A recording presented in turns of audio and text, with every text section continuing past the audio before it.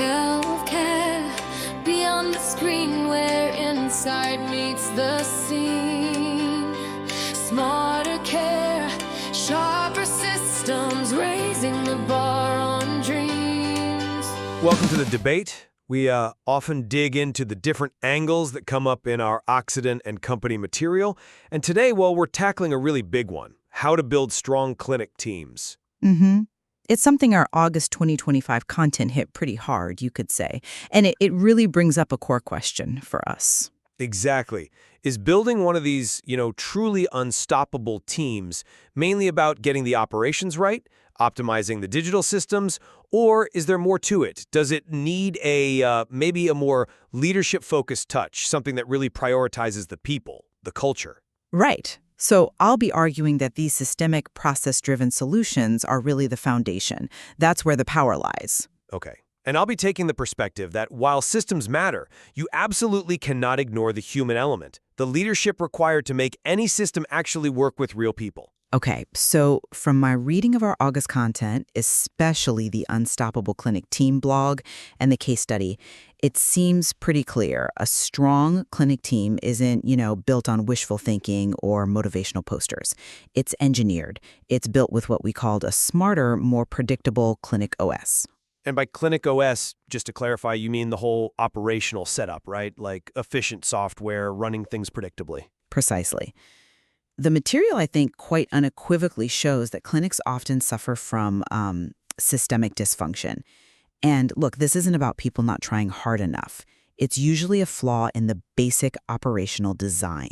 So the most effective fix? It's applying what the content called borrowed brilliance, taking ideas from places like manufacturing, Lean, Six Sigma, and, e-commerce with its smooth customer flows.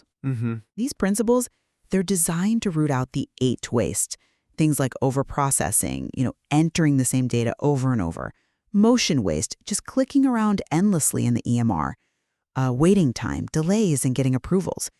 And the data we found is really compelling. Digital tools, AI, like NLP-powered documentation, that alone can cut admin tasks by 40%. 40% is significant. It is. And it's not just theory. The case study showed, that 30–50% cut in sample processing time, a 40% drop in admin workload overall, recovering tens of thousands in unclaimed revenue. My point is, this stuff works. You fix the process, and fundamentally, you help fix the people issues because they're working within a better system. They can actually thrive. Okay, I understand the appeal of that operational efficiency argument. And look, nobody's arguing against making things run smoother. But my take on the August content, especially drawing from the audio event we held, is that building truly strong teams, the kind that stick together through thick and thin, well, it goes quite a bit beyond just applying factory models mechanically. How so? Well, while streamlining tasks is great, I worry that just sort of transplanting these industrial frameworks can make us overlook the unseen drama, what the material called the elephant in the exam room, which is the team itself. Right. It did call the team the #1 overlooked asset. Exactly. And it also mentioned emotional blind spots. It even said pretty bluntly that most weak teams are the result of weak leadership. Now, think about the reality in many clinics. Our own research shows they're stretched thin, they feel overwhelmed. Definitely. So, introducing things like ruthless delegation or mandated check-ins, even if the process looks good on paper, requires a very specific, very empathetic leadership style to actually work. You need leaders who can navigate resistance, build trust. Otherwise, as the material warned, new technology just becomes expensively chaotic because the people using it aren't bought in. A strong team isn't just, a gear in a machine. It's this dynamic, living thing that needs really nuanced leadership. It's about the human operating system, not just the clinic OS. That point about human resistance, it's definitely something to consider. But I'd argue that the core idea of lean, which we explored a lot in August, is so powerful because it tackles the things that frustrate people most: inefficiency, wasted effort, just roadblocks. Okay. In healthcare, this means real problems that hit staff morale hard, like unnecessary steps in EMR navigation. How frustrating is that? or redundant patient data entry, entering the same info 3 times, delays in claim approvals. When staff fight these things daily, you can call it a human dynamics problem, but it stems from a broken operation. We saw this work implementing Lean's 5S method, sort, set in order, shine, standardize, sustain. A dermatology clinic used it, got supplies organized, and actually cut down on fights over resources. Okay, organizing supplies is one thing. But it's indicative. And then there's the DMAG framework: define, measure, analyze, improve, control. That led to measurable results: 30–50% faster genetic sample processing, getting patient records up 3 times faster, from 3 minutes down to under 30 seconds. These aren't small tweaks. They directly reduce the burden on staff, improve patient flow. It makes the whole clinic feel like a high-performing system. My view is, when you remove that friction from bad processes, you improve the work environment itself, which takes care of a lot of what looks like purely human issues. I hear you on applying lean, and sure, identifying waste is good, but my hesitation comes from treating a clinic with all its messy human stuff exactly like a factory floor. You talk about waste in process terms, but our own August content pointed to things like emotional blind spots and unmanaged expectations as huge drivers of no-shows, of staff burnout. Now, those aren't just process failures in the, industrial sense. They come from complex human interactions, patient anxieties, team dynamics. So while 5S can tidy up a supply closet, which is fine, does it really automatically build patient trust? Does it fix the festering resentments that build up when, as the material cited, a manager is micromanaging every schedule change personally? That sounds like a leadership failure, not a process one, right? Well, And the material itself warned us, technology on top of chaos doesn't make you efficient. It makes you expensively chaotic. That suggests, to me at least, a sequence. You have to address the human side, the culture, the resistance first. Leaders need to build that safety, that trust. Otherwise, even the smartest system can just fall flat. So the question back to you is, how does optimizing EMR clicks directly fix those deep-seated resentments or emotional blind spots? Okay, that's a fair challenge. And it gets to how process and people connect. My perspective, again drawing from the August content, is rooted in that statement: most weak teams are the result of weak leadership. But what is strong leadership here? It's not about being, some inspirational speaker necessarily. It's about building the structure where efficiency can actually happen. Okay, define structure. Well, effective leaders, as we outlined, they define roles clearly. They ruthlessly delegate the non-clinical admin stuff.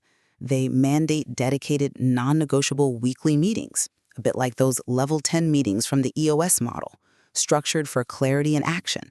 And they invest in excellence, meaning targeted training. Now, this isn't about micromanaging. It's providing guardrails, not handcuffs. That was a phrase from the audio event. Right. I remember that. And we saw it work. That Alberta multi-physician clinic, 40% cut in admin time, 90% physician adoption after they did a structured EMR transition. That success wasn't just the software. It was strong leadership driving that systemic change effectively. So the leader's job in this view is to implement clear systems. By doing that, by removing the friction and setting clear expectations, you indirectly reduce the human stress you're talking about.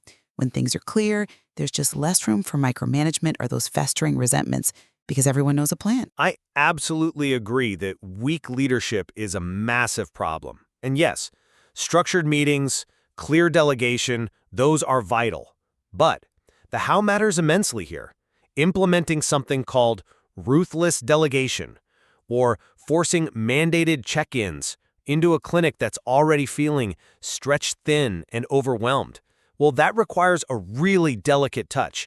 It needs a nuanced leadership approach that's more than just following a playbook. But the playbook provides the consistency. Maybe, but it's not just what the leader does, it's how they do it. It's about getting real buy-in. It's about genuinely listening to their team's insights, something the material stressed is critical. It's about fostering what we called cultivated agility, letting teams adapt effectively. Look, the critique of the overly familiar family culture lacking accountability, that's valid. But if you just swap it for a purely mechanistic system, You risk killing the purpose and connection to the mission that our content also said was crucial for re-energizing staff. My concern is that without that deep engagement, that empathy, ruthless delegation just feels like being dumped on. Mandated check-ins feel like suspicion, not support.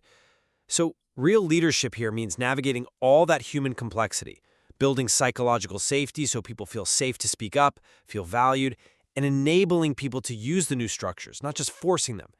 How do we make sure those crucial leadership actions actually happen when the main focus seems to be optimizing the system?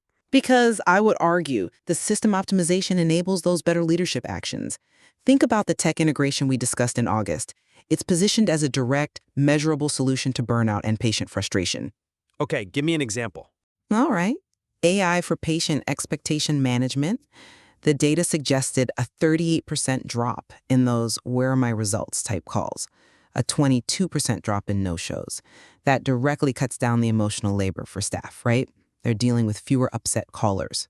Okay, fewer calls is good. And the NLP for documentation, cutting admin by 40%, automated billing, online scheduling, these free people up. We saw a 31% increase in staff satisfaction linked to these.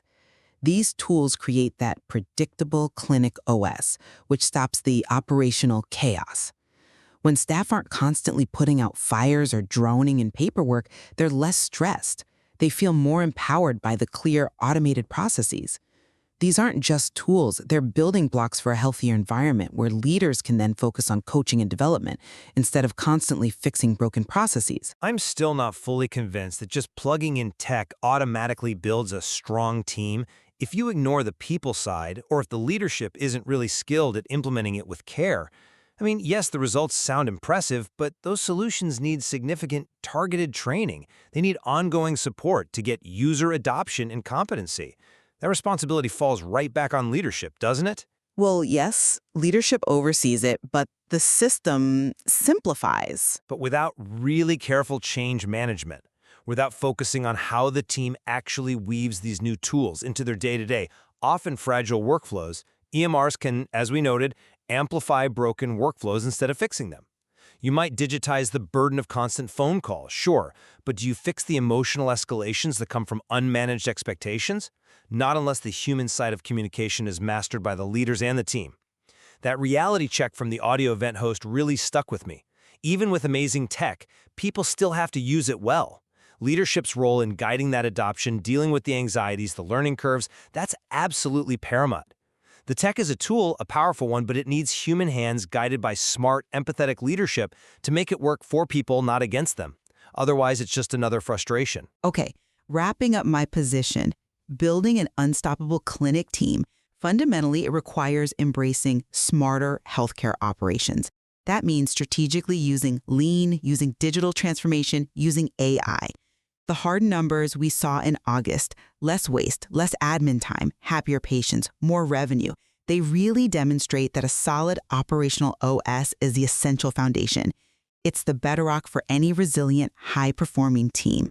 It's about giving staff clear systems that get them out of the administrative quicksand and empower them, which naturally leads to a better, more productive environment. And conversely, my concluding thought is that while yes, operational excellence and tech are clearly vital and bring huge benefits, the path to a truly strong clinic team goes beyond just optimizing the system.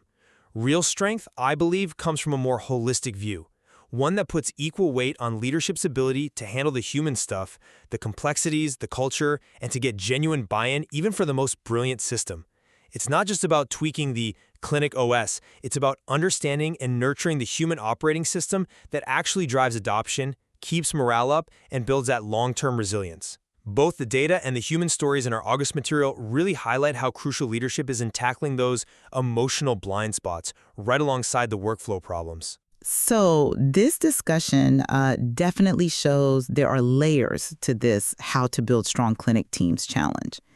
It really underscores that you need both the systemic efficiency and the human-focused leadership. They're critically intertwined. Absolutely. That journey from, operational chaos to being a powerhouse clinic team, it's rarely straightforward. Hopefully this gives our listeners plenty to think about regarding the operational DNA within their own practices and how these two pieces fit together. You've been listening to Healthcare Beyond the Screen, where we question the status quo and argue our way to better systems. Don't just listen in. Chaos in healthcare isn't going away, but smarter systems and sharper leadership can make all the difference. Want to raise the bar in your own practice? Check the notes and let's talk.